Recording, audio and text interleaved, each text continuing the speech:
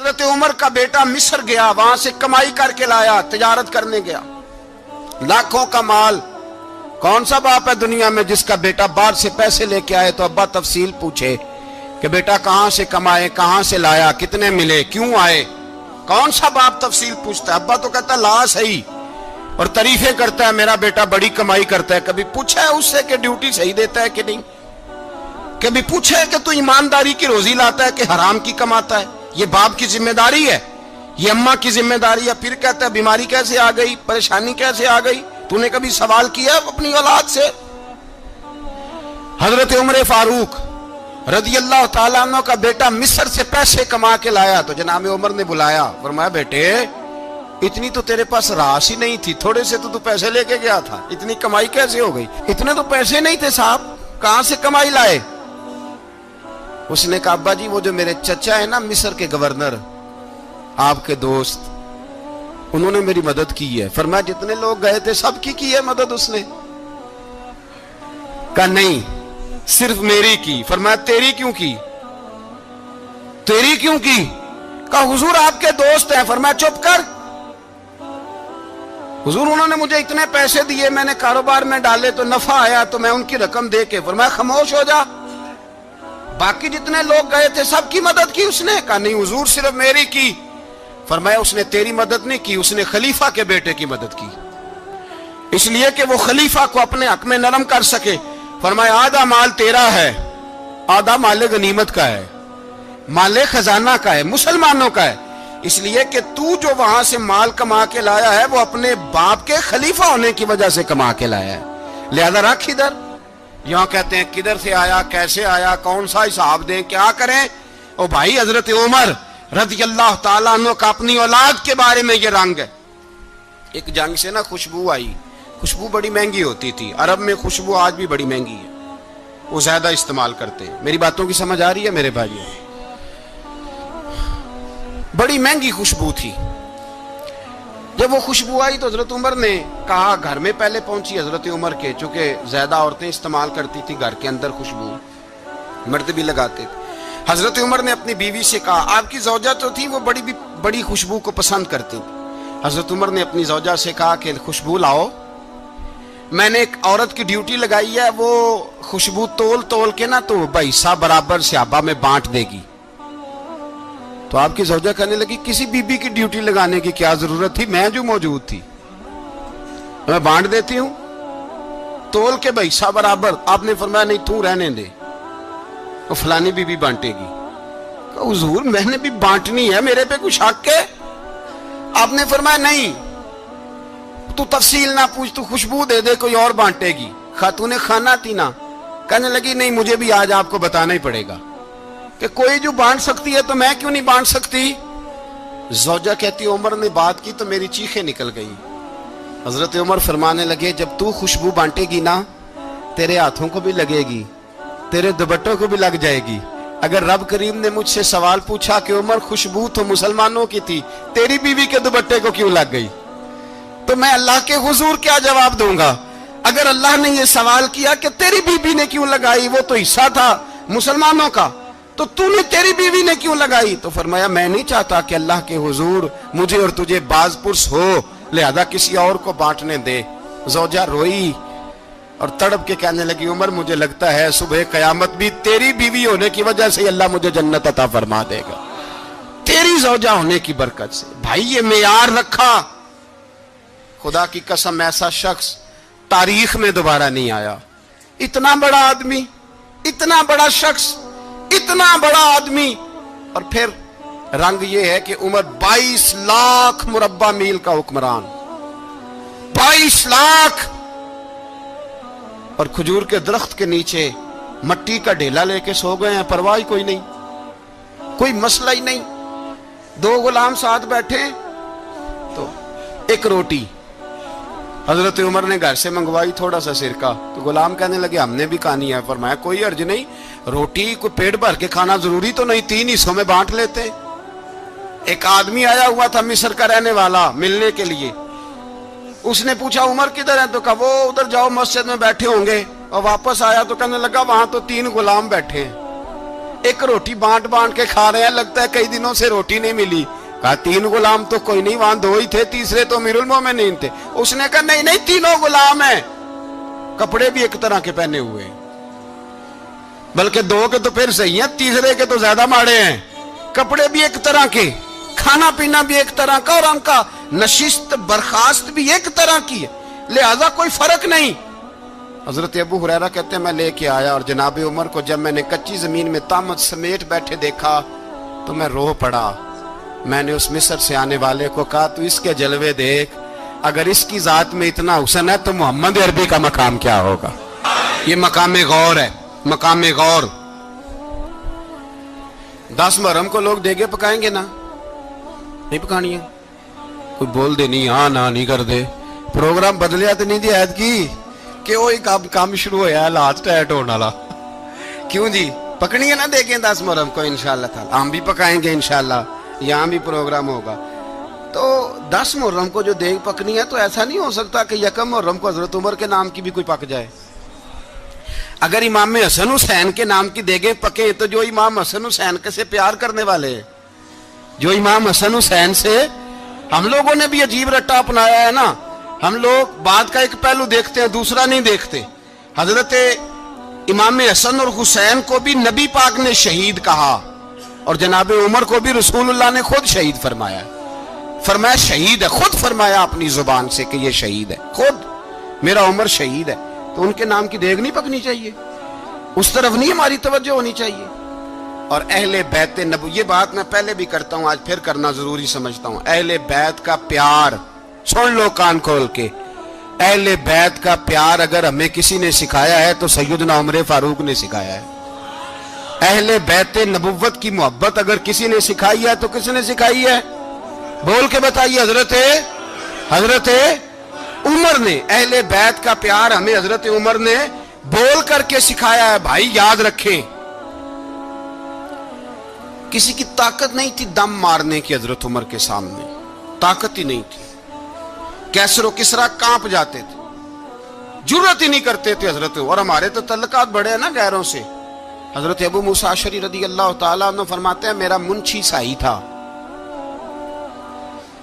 وہ کاتب کہتے تھے وہ لوگ, میرا حساب کتاب عیسائی تھا. تو فرماتے ہیں ایک دن میں نے وہ سارا حساب کتاب لین دین کے حضرت عمر کو دکھائے تو فرمانے لگے جس نے لکھے ہیں اس کو بلاؤ. کہنے لگے حضور مسجد نہیں آ سکتا. کیوں نہیں آ سکتا؟ کہنے لگے وہ عیسائی ہے. کہتے ہیں حضرت عمر جلال میں آ گئے. آپ فرمانے لگے جنہیں رب دور کرتا ہے تم کیوں قریب کرتے ہو, جنہیں اللہ دور کرتا ہے. فرمایا تم غیروں کو اگر عہدے دو گے تو اپنوں کا کیا بنے گا, اگر تم غیروں کو عہدے دو گے تو اپنوں کا. یہ سوچ ہے جو آج برما کے مسلمانوں کے لیے بھی ضروری ہے. کہا اگر تم غیروں کو عہدے دو گے تو اپنوں کا. ہم نے غیروں کو عہدے دیے تو دیکھا نا اپنے کس طرح کاٹے جا رہے ہیں.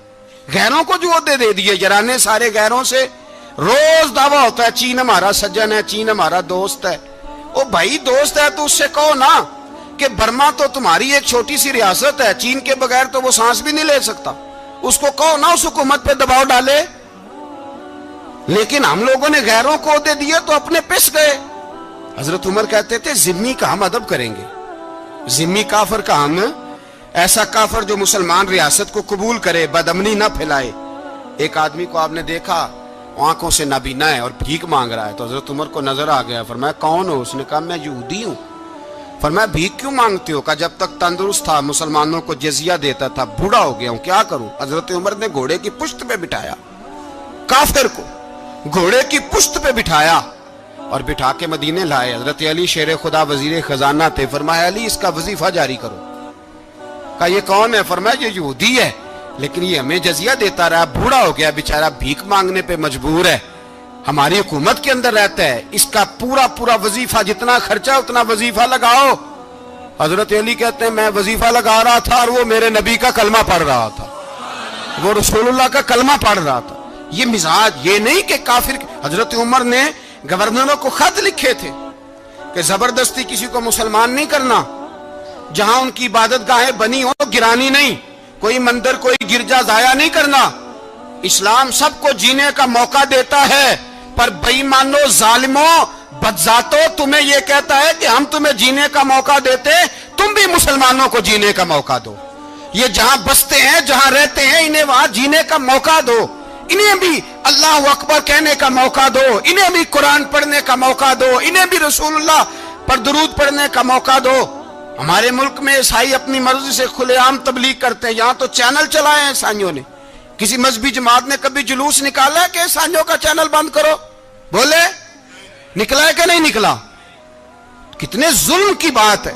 हम जब गैर को इतना तहफुज देते हैं, इतना तहफुज देते हैं, हमने देखा है, मुझे 20 लोगों ने ईद पे टेलीफोन किए कि ईसाइयों को कुर्बानी का गोश्त दे लें, मजबूर हैं जी, दरवाजे पे आ गए हैं, हमारे काम काज करते हैं। 20 लोग, आम आदमी के दिल में इनका इतना जज्बा है। वो मसाइल का बयान करना एक अलग बात, लेकिन हमारे दिल काफर के हक में भी नरम हो जाते हैं। तुम किस कदर ज्यादा बेईमान हो और कुफर किस कदर ज्यादा जलील हो गया है कि मुसलमान के हक में नरम होता ही नहीं। और उससे बड़े जलील वो हैं जो इन जलीलों के सपोर्टर हैं। वो किसी अरब मुल्क के हुक्मरान हो या किसी और जगह के, वो बड़े जलील है जो इन जलीलों के सपोर्टर हैं, जो बर्मा की बच्चियों के कत्ल पर अपनी हुकूमतें चमका रहे हैं। ने शर्म नहीं आती। इस कदर मुसलमान तड़पा है, लेकिन उन बेगैरतों को जरा होश नहीं आई। और ये उनके कमाश, उनके दलाल जो हर जगह उनकी सपोर्ट करके अपनी हुकूमतें कायम करते हैं, बेईमानों को पता नहीं कि कब इन पर अल्लाह का अजाब उतरेगा और किस तरह इनके परखशे उड़ेंगे। तुम्हें अपनी जिल्लत और रुसवाई नजर नहीं आ रही कि जमीन किस तरह तुम्हारे लिए तंग हो गई है? इससे ज्यादा और तुम्हारी रुसवाई क्या होगी? डरो अल्लाह से। और ये तो दुनिया का अजाब है। इन्ना बत्श रब्बिक लशदीद, मेरा रब कहता है क़यामत तो कायम होने दे। इतना सख्त तेरे रब की पकड़ है, इतनी किसी दूसरे की हो सकती? याद रखें और थोड़ा एहतियात करें हम सब लोग भी, जो हम लोग आधी जुबान बोल के भी इनकी सपोर्ट करते। अब शर्म आनी चाहिए हमें इन हुकूमतों की सपोर्ट करते जो मुसलमानों की लाशों के ऊपर हुकूमतें कायम करते हैं। शर्म आनी चाहिए। बहरहाल बात दूर निकल जाएगी और मैं अपने मजमून पे रहता हूं। अहले बैत का प्यार अगर सिखाया है तो जनाब उमर ने सिखाया है, रदी अल्लाह ताला अन्हो। इमाम हसन मिलने, आप यकीन करें, मैं जब इस वाकया को पढ़ता हूं तो मेरा दिल झूम जाता है। मैं कहता हूं यार, डाडा होना अपनी जगह पे, इश्क होना अपनी जगह पे, इंसान का बावकार होना अपनी जगह।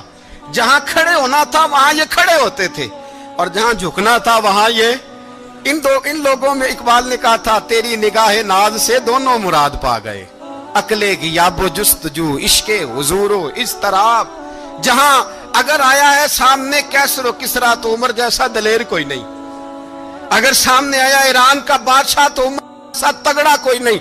अगर आया है सामने गुस्सान का बादशाह तो उमर जैसा आदिल कोई नहीं।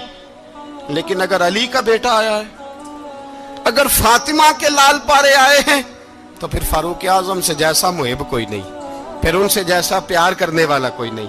अंदर बैठे हैं जनाब उमर, अंदर तन्हाई में कुछ वजीरों से गुफ्तगू हो रही है, मीटिंगें जारी हैं। आपके बेटे मिलने आए जनाबे अब्दुल्ला इब्ने उमर, अब्बा जी मिलने आए। बात ठहरो, बात कर रहा हूं, कोई ना अंदर आए। साहबजादा बाहर खड़ा है। थोड़ी देर गुजरी तो इमाम हसन भी आ गए। कौन आए? आपको अजब मिलेगा इमाम साहब का नाम लेने से, वो सरदार हैं जन्नतियों। कौन आए? सारे बोलिए, इमाम हसन। तेरी नस्ल पाक में है बच्चा बच्चा नूर का, तू है ने नूर तेरा सब घराना। इमाम हसन आए तो हजरत अब्दुल्ला इब्ने उमर को दरवाजे पे खड़े देखा। कहा अमीरुल मोमिनीन कहाँ हैं? कहने लगे हजरत उमर के बेटे। कहने लगे वो अंदर बैठे, कुछ मीटिंग हो रही है और उन्होंने कहा कोई अंदर ना आए, लेकिन आप जाना चाहें तो चले जाएं। आप जाना चाहें तो, तेरी नस्ल पाक में है बच्चा बच्चा नूर, आप जाना चाहें तो चले जाएं। तो उन्होंने कहा जब आप बाहर खड़े हैं तो मुझे कोई इतना जरूरी काम नहीं, और अभी जोर की नमाज थोड़ी देर में होगी, मैं मस्जिद में मिल लूंगा अमीरुल मोमिनीन से। ये बात कह के इमाम हसन चले गए। यार इतनी बड़ी बात नहीं थी, इतनी बड़ी बात नहीं थी। तो मेरे उस्तादों का बेटा भी आया तो कहा ठीक है जी, वो सोए हुए हैं तो कोई गर्ज नहीं यार, मैं ठहर के आ जाऊंगा। कोई बड़ी बात नहीं थी, देखा जाए तो बड़ी बात नहीं थी, पर बात बहुत बड़ी थी, इसलिए कि ये खाली हसन नहीं, ये हसन इब्ने अली है, ये हजरत फातिमा के लख्ते जिगर। हजरत उमर बाहर निकले, अब्दुल्ला इब्ने उमर से पूछा कोई आया तो नहीं? تو کہا حضور امام حسن آئے تھے. تو کہا پھر شہزادے کو اندر کیوں نہیں بھیجا؟ کہا میں نے کہا تھا. وہ کہنے لگے اگر امیر المومنین مصروف ہیں تو میں ظہر میں مل لوں گا. حضرت عمر رونے لگے. فرمایا بیٹے تو نے اچھا نہیں کیا. پھر مسجد نہیں گئے, سیدھے امام حسن کے دروازے دستک دی. امام حسن باہر آئے. کہا شہزادے آئے تھے تو ملے کیوں نہیں؟ تو امام حسن کہنے لگے حضور آپ کا اپنا بیٹا دروازے پہ کھڑا تھا, آپ کا اپنا بیٹا دروازے پہ کھڑا تھا, اور منع بھی کیا تھا آپ نے تو میں زور میں مل لیتا. حضرت امام حسن فرماتے جوش جذبات میں جناب عمر نے سر سے پگڑی اتار دی. جوش جذبات میں کہنے لگے حسن میرے بیٹے کا اور آپ کا کیا مقابلہ؟ کیا اس کی ماں کا نام فاطمہ الزہرا ہے؟ کیا اس کی نانی کا نام خدیجۃ الکبریٰ ہے؟ کیا اس کے نانے کا نام محمد مصطفیٰ ہے؟ آپ کا اور اس کا کیا مقابلہ؟ پھر رو پڑے اور کہنے لگے بیٹے میں مکے کے صحراؤں میں اونٹ چرایا کرتا تھا, یہ جو میرے سر پر عزت کے بال ہیں یہ تیرے نانے کے اگائے ہوئے. میں مکے کے خبردار شہزادے خبردار. او بھائی اہل بیت نبوت کے ادب کا رنگ اگر سکھایا ہے تو سیدنا عمر نے سکھایا ہے. حضرت عمر فاروق اتھارٹی ہے, اسلام کی اتھارٹی. یکم محرم حضرت عمر کی شہادت ہے. یہودی بول اٹھا, کافر بول اٹھا. اگر 6 مہینے عمر دنیا میں اور رہتے تو دنیا میں کوئی کافر موجود نہ ہوتا. 6 مہینے. اور جب اس بطل جلیل کا جنازہ اٹھا, اللہ بخاری پڑھیے نا, اللہم ارزقنا شہادت فی سبیلک, اللہ بسترے کی موت نہ دینا, شہادت کی دینا. عمر شہید ہوئے, مسجد نبی میں نماز پڑھاتے, اور جب جنازہ اٹھا تو مدینے کا پھر پیچھے جو دلیر بچے وہ مولا علی تھے. مولا علی جناب عمر کا جنازہ اٹھا تو سب سے پہلی ہائے جو نکلی وہ حضرت علی کی زبان سے نکلی, اور حضرت علی ساری داڑھی آنسوؤں سے بھر گئی. لوگوں نے کہا کہ علی کیا ہوا؟ فرمانے لگے تم دیکھ نہیں رہے جنازہ کس کا اٹھا ہے, پلٹ کے دیکھو تو صحیح, تم پتہ نہیں یہ کون گیا ہے. کہ حضور کیا ہوا؟ آپ فرمانے لگے عمر اس طرح کے کام کر کے گیا ہے, اب ان کے رستوں پہ کون چلے گا؟ کون اس کے جگر راہ وفا میں؟ میں نقش ایسے چھوڑ آیا ہوں, میں جس منزل سے گزرا ہوں وہ اب تک یاد کرتی ہے. حضرت علی حضرت عمر کے جنازے پہ کھڑے ہو کے کہتے ہیں اللہ مجھے اس طرح کے عمل کرنے کی توفیق دے جس طرح کے عمر کر کے گیا. میرے بھائی بطل عزیز, بطل حریت حضرت عمر رضی اللہ تعالیٰ عنہ جو اپنی زندگی انقلاب والی گزار کے گئے. عمر جب دنیا سے گئے تو 80 دینار کا قرضہ تھا, 22 لاکھ مربع میل کا حکمران, اور اپنے بیٹے سے کہنے لگے بیٹے کوشش کرنا تیرے خاندان والے مل کے میرا قرضہ اتار دے, میری قبر پہ بوجھ نہ رہے, اور اگر خاندان والے مدد نہ کریں تو میرے دوستوں سے بات کرنا, وہ مدد نہ کریں تو پھر علی سے بات کرنا. ان کا پیار آپس میں اتنا, اور تو اختلاف ثابت کر رہا. 80 دینار کا قرضہ چھوڑ کر حضرت عمر دنیا سے گئے, اور جاتی دفعہ کہہ گئے میرے بعد میرے بچوں کو حکومت کے مشورے میں بھی شامل نہ کرنا, حکومت کے مشورے میں بھی میری اولاد شامل نہ ہو. اتنا بڑا شخص اتنا بڑا رنگ دے کے یکم محرم کو جب عمر فاروق کا وصال ہوا تو بیٹے سے کہنے لگے اماں عائشہ سے جا کے کہو میرا بھی نبی پاک کے روزے میں دفن ہونے کو دل کرتا ہے. ایک قبر کی جگہ ہے اماں جی نے اپنے لیے رکھی ہے, بخاری ہے بخاری. حضرت عائشہ کے پاس صاحبزادے گئے, کہنے لگے اماں جی عمر کو زخم لگ گیا ہے, حالت بڑی پریشانی والی ہے. وہ کہتے ہیں اگر اماں اجازت دیں. سید عائشہ رو پڑی, فرمانے لگی کہ وہ اپنی قبر کی جگہ تو نہیں نہ کسی کو دیتا, پر عمر نے کمال ہی بڑا کیا, اسے کہو جاؤ گنبد خضرا میں قیامت تک جو مصطفیٰ پہ اور ابو بکر پہ سلام پڑے گا وہ تجھ پہ بھی سلام پڑھ کے جائے گا, جاؤ میں نے جگہ دی.